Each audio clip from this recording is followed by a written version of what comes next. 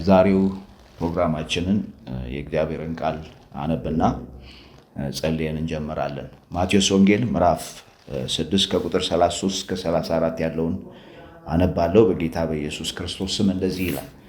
ከሁሉ አስቀድማችሁ ግን የእግዚአብሔርን መንግሥትና ጽድቁን እሹ፣ እነዚህ ሁሉ ይጨመርላችኋል። ስለዚህ ለነገ በማሰብ አትጨነቁ፣ የነገ ጭንቀት ለነገ ይደር። እያንዳንዱ ዕለት የራሱ በቂ የሆነ ችግር አለውና። እግዚአብሔር አምላካችን ሆይ በጌታ በኢየሱስ ክርስቶስ ስም እጅግ አድርገን እናመሰግናለን። ክብር ሁሉ ለአንተ ይሁን። መንፈስ ቅዱስ አሁን በቃልህ እንድትናገረን ለልባችን እግዚአብሔር የዘላለም አምላኩ የልብህን ሐሳብ እንድትገልጥልን በኢየሱስ ክርስቶስ ስም እንለምናሃለን። ስለሰማህን ስምህ ይባረክ። ሁሉ ለአንተ ክብር ይሁን በጌታችን በመድኃኒታችን በኢየሱስ ክርስቶስ ስም አሜን። ጌታችን ኢየሱስ ክርስቶስ በማቴዎስ ወንጌል ምዕራፍ 5 እስከ ምዕራፍ 7 የተራራው ስብከት በሚባለው ክፍል ካስተማረው ክፍል ነው ቅድም ያነበብኩት። በዚህ ክፍል ውስጥ ሁለት ነገሮችን አጥብቀን እንድንፈልግ እንድንሻ ጌታ ኢየሱስ ክርስቶስ አጥብቆ ይናገራል።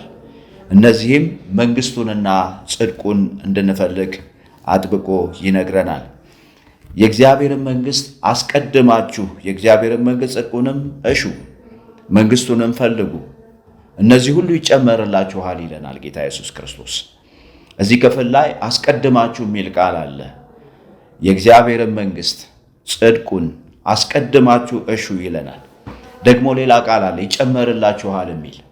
ላይ ጌታችን ኢየሱስ ክርስቶስ የሰው ልጅ በየዕለት ተዕለት ህይወቱ ስለሚያስፈልገው ነገር ስለመጨነቅ ይናገርና እናንተ እምነት የጎደላችሁ ስለምን ትጨነቃላችሁ ብሎ ይናገራል።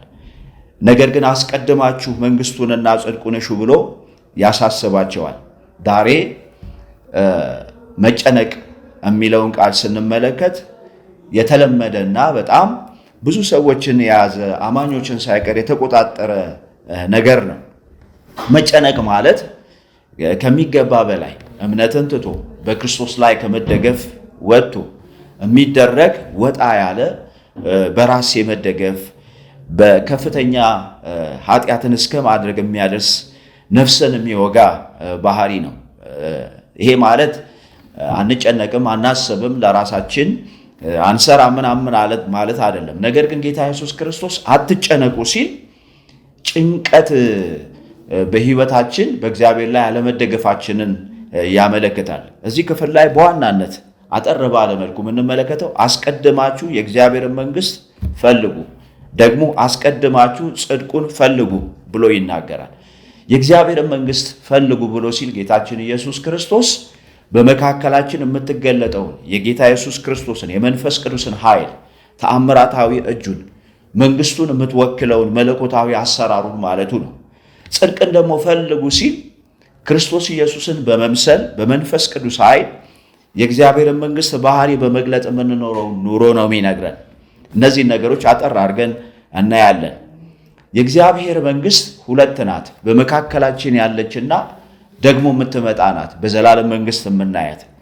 ጌታ ኢየሱስ ክርስቶስ መንግስቱን ፈልጉ ሲል አሁን በመካከላችን የምትገለጠው የመንግስቱን ክብር፣ የመንግስቱን ጉልበት፣ የመንግስቱን ኃይል የምትወክለውን የመንፈስ ቅዱስን ሥራ፣ የፈውስ አገልግሎትን፣ ሰዎች በክርስቶስ ኢየሱስ በማመን ከኃጢአት እስራት ነፃ የሚወጡበትን የመለኮታዊውን አሰራሩ ማለቱ ነው ጌታ ኢየሱስ ክርስቶስ። እንደዚሁ ደግሞ የምትመጣ መንግስት አለች። ኢየሱስ ክርስቶስ ይመጣል።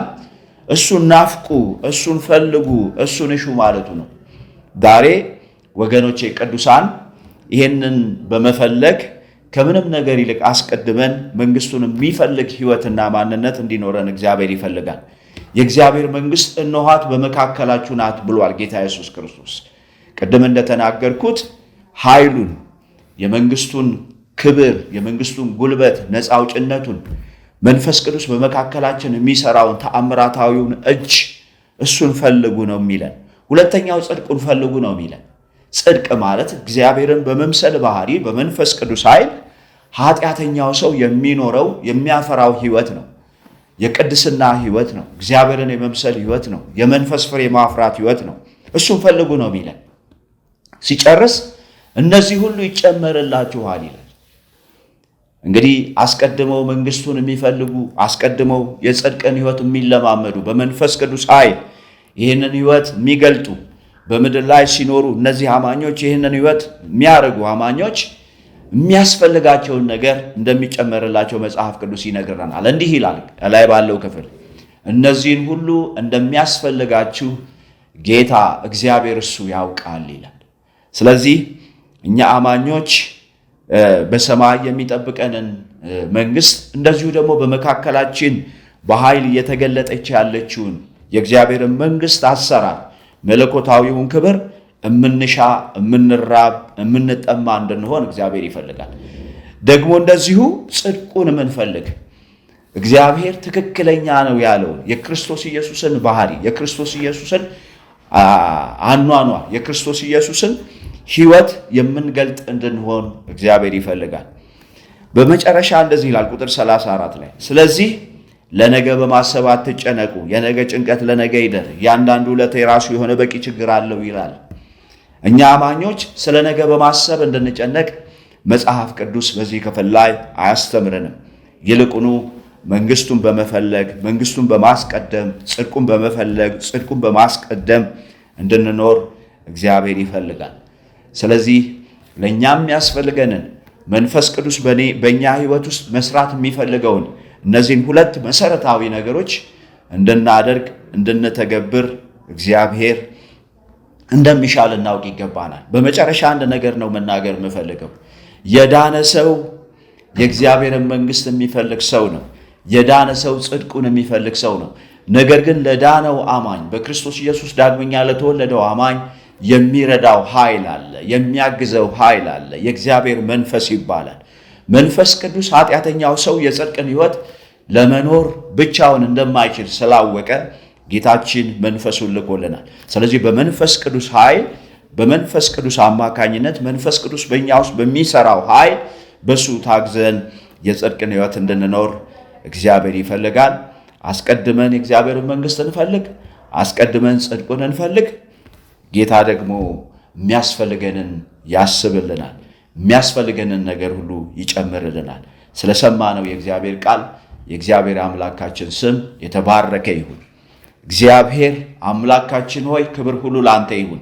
በጌታ በኢየሱስ ክርስቶስ ስም ቅዱሱ መንፈስህ ስለሚረዳን ይህንን ሕይወት ይህንን ማንነት እግዚአብሔር የዘላለም አምላክ ሆይ በእኛ በልጆችህ ሕይወትና ማንነት ውስጥ ሊገልጥ በትጋት እየሰራ ስላለው ስለ እግዚአብሔር መንፈስ ስለ ቅዱሱ መንፈስ ስለሰጠህን መንፈስ እናመሰግናለን። ክብር ሁሉ ላንተ ይሁን። ይህን ሕይወት በሙላት እንድንገልጽ ስለሚረዳን ጸጋ ስምህ ይባረክ። ስለሰማነው ቃል ስለሚሰራው ቃል ኃይል ስላለው ቃል በጌታ በኢየሱስ ክርስቶስ ስም ክብር ላንተ ይሁን። እናመሰግናለን። በጌታችን በኢየሱስ ክርስቶስ ስም አሜን።